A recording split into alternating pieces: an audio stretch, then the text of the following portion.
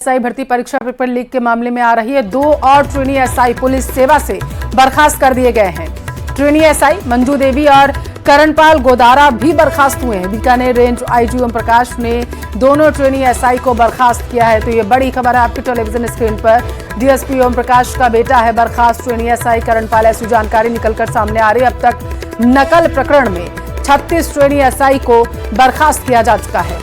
ज्यादातर बर्खास्त trainee SI हैं न्यायिक हिरासत में बंद। तो इस वक्त ये बड़ी खबर है आपकी टेलीविजन स्क्रीन पर। एक बार फिर से 2 ट्रेनी एसआई पर गाज गिरी है।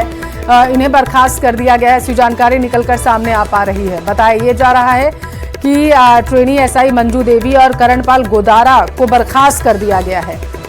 बीकानेर रेंज आईजी ने इन दोनों को बर्खास्त किया है, ये कार्रवाई की है उन्होंने।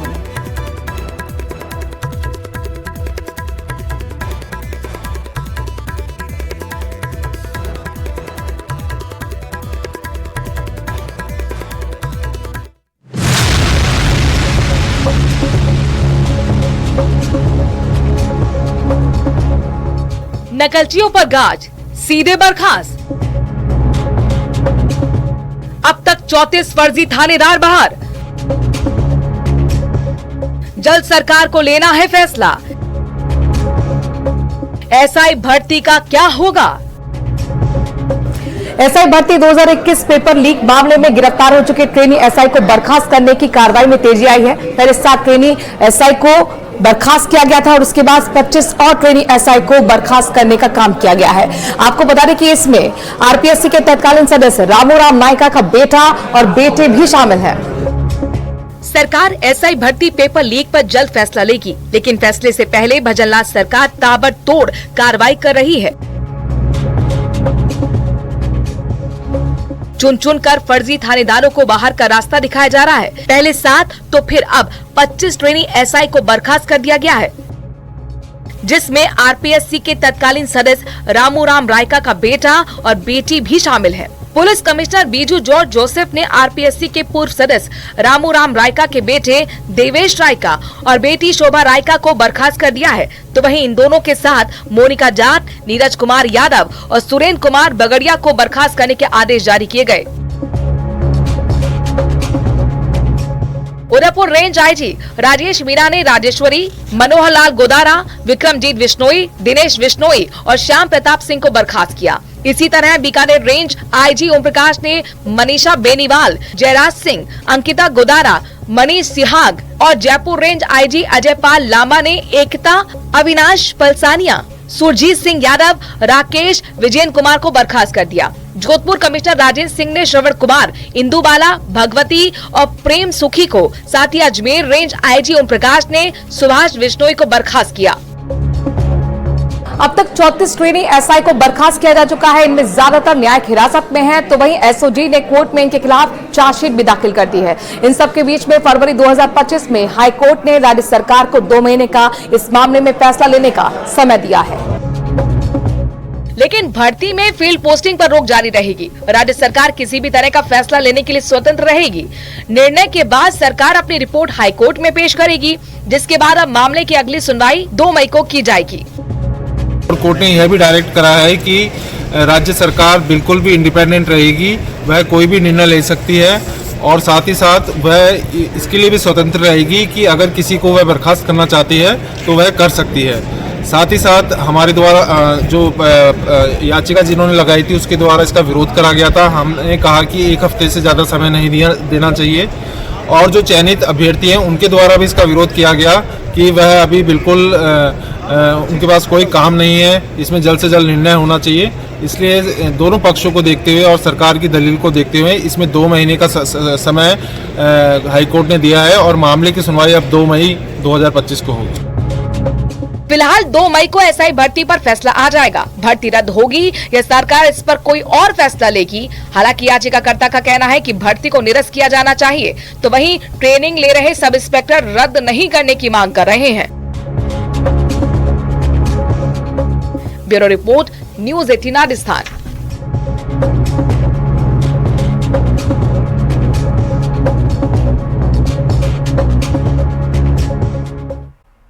परिसर में आग लगने से हड़कंप मच गया। थाना परिसर में खड़ी गाड़ियों और कबाड़ में भीषण आग लगी। आग से कई वाहन भी जलकर खाक हो चुके हैं, कबाड़ में तब्दील हो गए। आग लगने से थाना परिसर में अफरा तफरी का माहौल बन गया। जानकारी के बाद मौके पर पहुंची दमकल विभाग की टीम ने आग पर काबू पाया। हालांकि आग लगने की असल वजह पता नहीं चल पाई।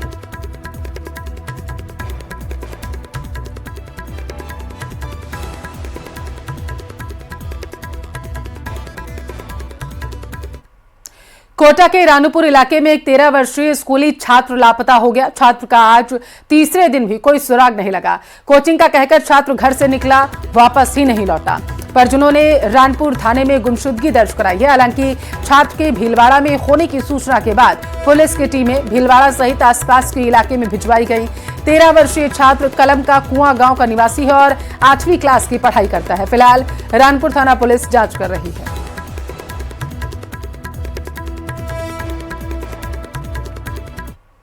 और बुलेटिन में अब बात देशवासियों को स्तब्ध करने वाले अनीता हत्याकांड की, जिसकी गुत्थी को सुलझाने में जुटी सीबीआई हर कड़ी को डिकोड कर रही है। जांच में जुटी दिल्ली सीबीआई की टीम ने आज अनीता के घर और ब्यूटी पार्लर की छानबीन की है।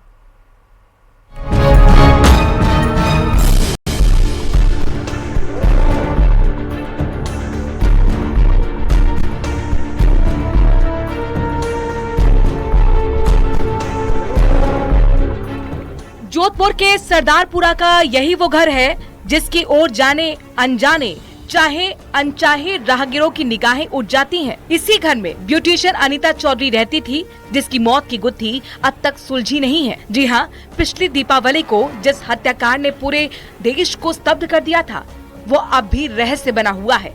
राजस्थान पुलिस की दलील जब जमाने के गले नीचे नहीं उतरी, तब राज्य सरकार की सिफारिश पर सीबीआई ने जांच का जिम्मा संभाला। शुक्रवार को सीबीआई टीम ने अनीता के घर, ब्यूटी पार्लर की छानबीन की।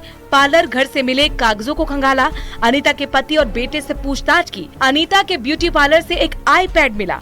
करीब 20 दिन पहले भी सीबीआई टीम जोधपुर आई थी। तब अनीता के पति मनमोहन चौधरी और बेटे राहुल से 7 घंटे तक चर्चा की थी। सूत्रों से मिली जानकारी के मुताबिक शुक्रवार को सीबीआई टीम ने अनीता चौधरी के किसी विवाद और प्रॉपर्टी के लेन देन के मुद्दे पर भी पूछताछ की। न्यूज 18 राजस्थान से बातचीत में अनीता के पति ने कहा कि उन्हें सीबीआई जांच पर भरोसा है, इसीलिए अब दूध का दूध और पानी का पानी हो जाएगा। उन्होंने आरोप लगाया कि जोधपुर पुलिस ने केवल लीपापोती करने का काम किया। सीबीआई यही है, हमें पूरी उम्मीद है कि उसका रोज पानी का पानी हो जाएगा। पहले कोई कार्रवाई नहीं हुई थी, पहले सब लीपापोती की थी, पुलिस ने कोई कार्रवाई नहीं की। सीबीआई आने से हमें पूरी उम्मीद हो गई है, अब मेन मुलजिम मास्टरमाइंड पकड़ा जाएगा। अच्छा, कब आपके यहाँ पे आई थी, कितने अधिकारी आए? कितने दिनों को बुलाया अभी तक? सुबह ही आए अपने यहाँ, तो मैसेज आया था अपने यहाँ, तो सुबह आया था, दुकान की तलाशी वगैरह ले गई, कराई, वहाँ चेकिंग की। अभी घर पे आए, अभी घर पे चल रहा है, सर्वे कर रहे हैं, सारा बना रहे हैं। क्या कुछ आपसे जानकारी ली गई? मैन कोई आपके सामने नाम आया कोई किसी का? नहीं, अभी अपना हिसाब कर रहे हैं। आपसे कुछ जानकारी ली गई? आपको बताते चले कि जोधपुर के सरदारपुरा बी रोड निवासी अनीता चौधरी 27 अक्टूबर को ब्यूटी पार्लर से गंगाड़ा में गुलामुद्दीन के घर गई थी, जहां कोल्ड ड्रिंक में नशीली गोलियां खिलाकर गुलामुद्दीन ने उसे बेहोश कर दिया था और फिर सोने के जेवर लूटकर अनीता की हत्या कर दी। कानून से बचने के लिए शव के 6 टुकड़े करके गाड़ दिया गया। 30 अक्टूबर को अनीता का शव मिला। पुलिस चार्जशीट में मुख्य आरोपी गुलामुद्दीन को बनाया गया है, उसकी पत्नी अबिदा को सह आरोपी बनाया गया है, तो वहीं तैयब अंसारी और सुनीता को नामजद किया गया। इस हत्याकांड से जुड़े 5 सवाल हैं, जिनके सीबीआई सवाल ढूंढ रही है। सबसे बड़ा आरोप 10 लाख की सुपारी देकर मर्डर करवाने का है, तो वहीं अनीता चौधरी की सहेली सुनीता की भूमिका पर भी संदेह है। न्यूज 18 राजस्थान के लिए जोधपुर से चंद्रशेखर व्यास की रिपोर्ट।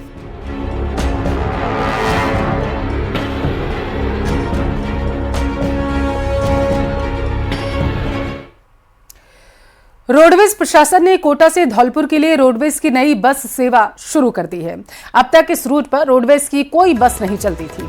अब वाया सवाई माधोपुर, गंगापुर सिटी और सरमथुरा के साथ ही करौली होते हुए धौलपुर तक रोडवेज की बस चलेगी। कोटा से बस रोज सुबह 8:30 बजे चलेगी। कोटा से धौलपुर के बीच सीधी ट्रेन भी नहीं है, जिसके चलते यात्रियों को परेशानी होती है। अब रोडवेज की नई बस शुरू होने से यात्रियों को फायदा मिलेगा।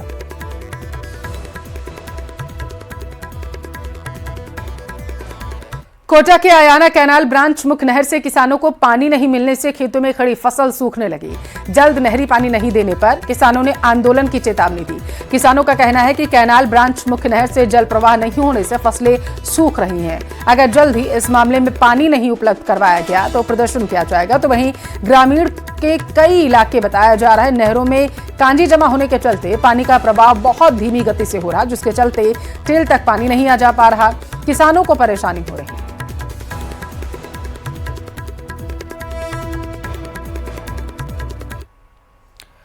नेताओं पर बदजुबानी और सांप्रदायिक माहौल बिगाड़ने का आरोप लगता रहता है। घपले घोटाले में भी वो जेल जाते दिखे हैं, लेकिन ऐसे आरोप शायद ही कभी लगे हों जैसे श्रीगंगानगर के इन दो नेताओं पर लगे हैं। किनका जिक्र हम कर रहे हैं, रिपोर्ट में देखिए आप।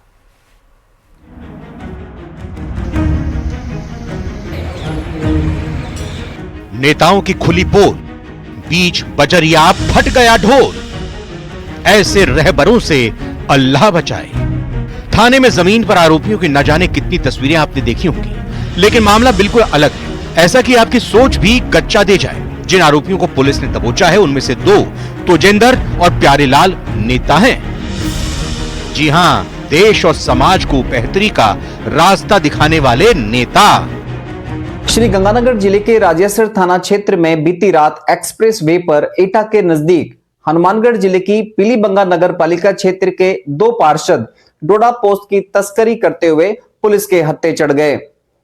राजेसर पुलिस के हत्थे चढ़े दोनों पार्षदों में एक निर्दलीय पार्षद तोजिंदर सिंह है तो दूसरा कांग्रेस का प्यारेलाल है। दरअसल अमृतसर जामनगर एक्सप्रेस वे पर जब पुलिस ने कार रोकने का इशारा किया तो दोनों नेता गाड़ी दौड़ाने लगे। आधा किलोमीटर तक पीछा करने के बाद पुलिस ने दोनों को दबोच लिया। पुलिस ने दोनों कारों से 40 किलो डोडा पोस्ट बरामद किया।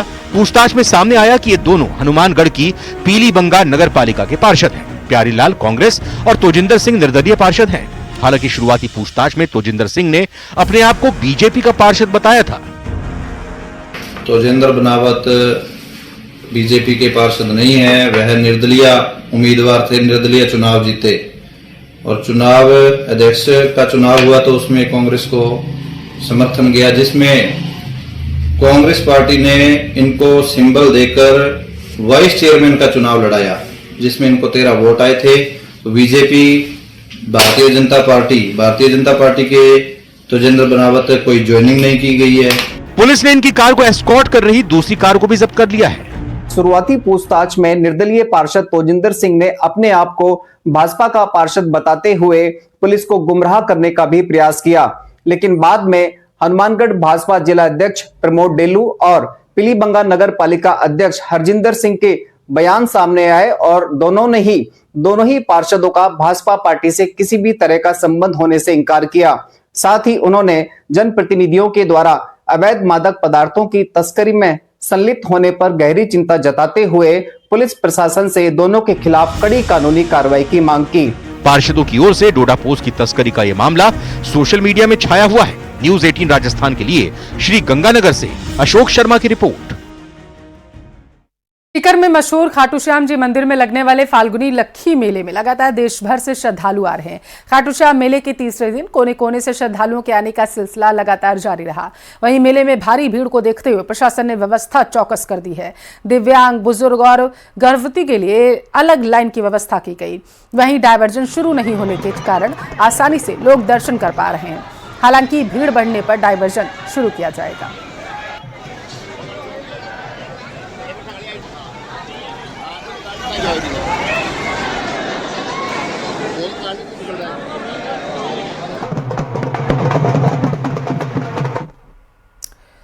उधर धौलपुर में मौसम के बदले मिजाज ने आखिरकार अपना असर दिखाना शुरू कर दिया। अचानक आई तेज बारिश और ओलावृष्टि से किसानों की मेहनत पर पानी फिर चुका है। रबी फसलों को भारी नुकसान हुआ, शादियों के आयोजन भी प्रभावित हुए। शनिवार शाम 7:45 पर धौलपुर जिले में अचानक बारिश शुरू हो गई, जिसके चलते ओले भी गिरे हैं। मौसम विभाग पहले ही चेतावनी जारी कर चुका था कि पश्चिमी विक्षोभ के प्रभाव से जिले में बारिश और ओलावृष्टि हो सकती है। बारिश से तापमान में 3 से 4 डिग्री तक गिरावट दर्ज की गई है।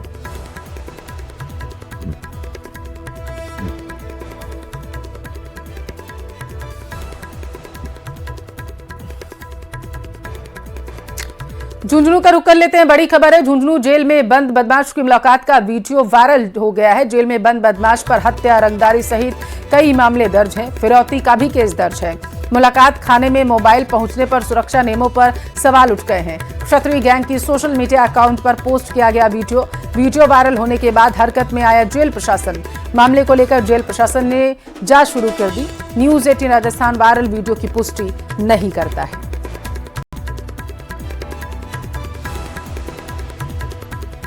तो झुंझुनू से बड़ी खबर आपके टेलीविजन स्क्रीन पर और बेहद ही हैरान करने वाली। क्षत्रिय गैंग की सोशल मीडिया अकाउंट पर दरअसल एक वीडियो पोस्ट किया गया। वीडियो में देखा जा रहा है कि जेल प्रशासन जो है उसकी लापरवाही आई है।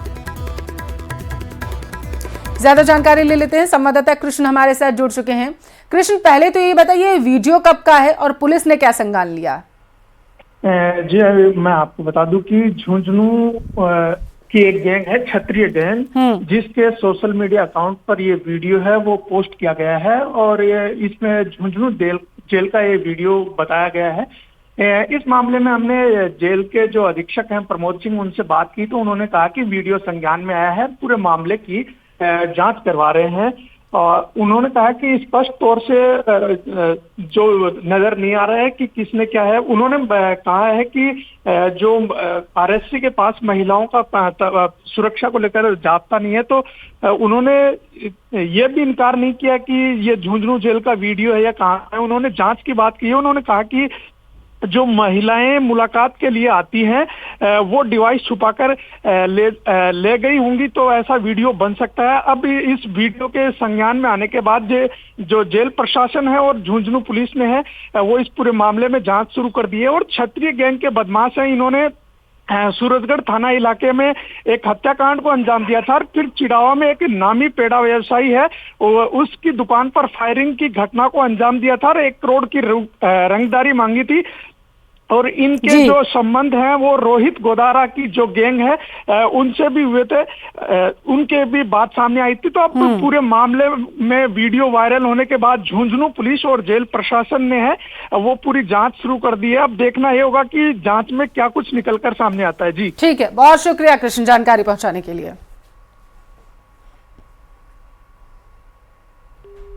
राजस्थान में मौसम ने अचानक करवट ले ली है। पश्चिमी विक्षोभ के प्रभाव से प्रदेश के कई जिलों में तेज आंधी, बारिश और बर्फबारी देखने को मिली। बीकानेर, चूरू, श्रीगंगानगर और अलवर समेत कई इलाकों में तेज हवाओं के साथ बारिश हुई, जिससे मौसम ठंडा हो गया। वहीं कई जगहों पर बड़े बड़े ओले भी गिरे हैं।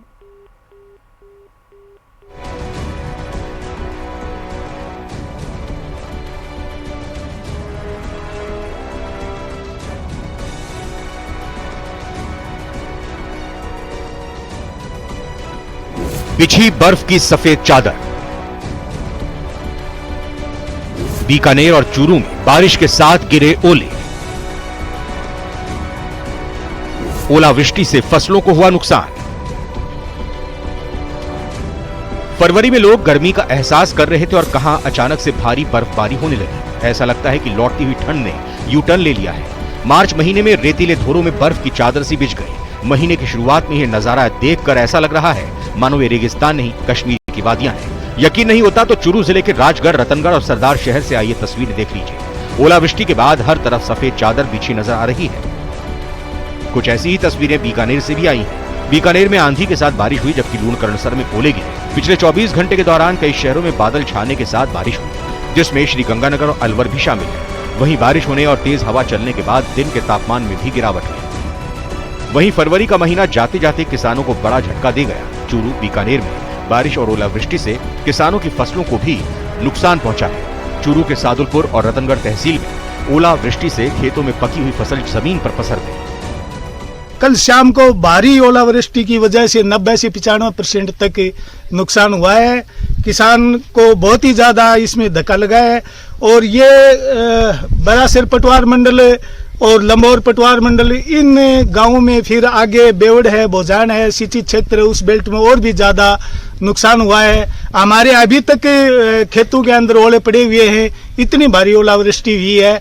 हमारी प्रशासन से मांग है कि वो राज्य सरकार से कह करके इसकी मुआवजे की मांग कर रहा है किसान, और ज्यादा से ज्यादा इसमें किसान को मुआवजा देना चाहिए।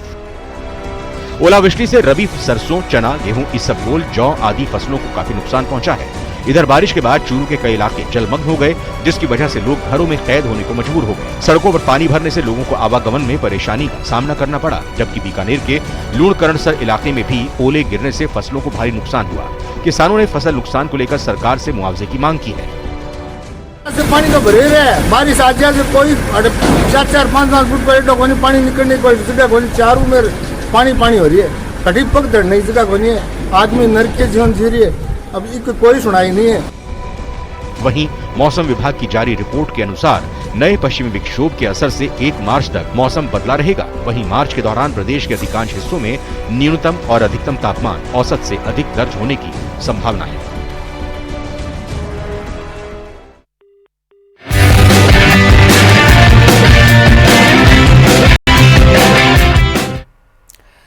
चैंपियंस ट्रॉफी में आज भारतीय टीम न्यूजीलैंड के खिलाफ खेलने उतरेगी। यह मैच इस बात को तय करेगा कि ग्रुप में कौन सी टीम टॉप पर रहने वाली है। जो भी टीम पहले नंबर पर रहती हुए सेमीफाइनल में पहुंचेगी, उसे ग्रुप बी की दूसरे नंबर की जो टीम होगी उससे खेलना होगा। भारत और न्यूजीलैंड दोनों ही टीम ने अब तक इस टूर्नामेंट में 2 मैच खेले हैं और दोनों में ही जीत भी हासिल की। दुबई में दोपहर 2:30 बजे से मुकाबला होगा।